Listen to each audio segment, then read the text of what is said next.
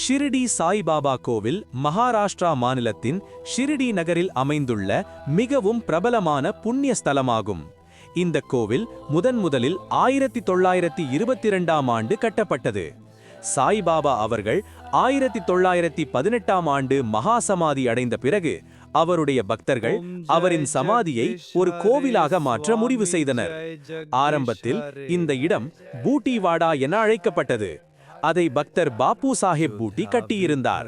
பின்னர் அதே இடத்தில் சாய்பாபாவின் சமாதி அமைக்கப்பட்டது. இந்த கோவில் தினமும் ஆயிரக்கணக்கான பக்தர்களை ஈர்க்கிறது. இந்தியாவிலேயே மிக அதிகமாக வருகை தரப்படும் ஆன்மீக தலங்களில் இதுவும் ஒன்று. சாய்பாபாவின் சப்கா மாலிக் ஏக் என்ற உபதேசம் மத ஒற்றுமையை வலியுறுத்துகிறது. இன்று இந்த கோவில் ஸ்ரீ சாய்பாபா சன்ஸ்தான் ட்ரஸ்ட் மூலம் பராமரிக்கப்படுகிறது மற்றும் உலகம் முழுவதும் இருந்து பக்தர்கள் வருகை தருகின்றனர்.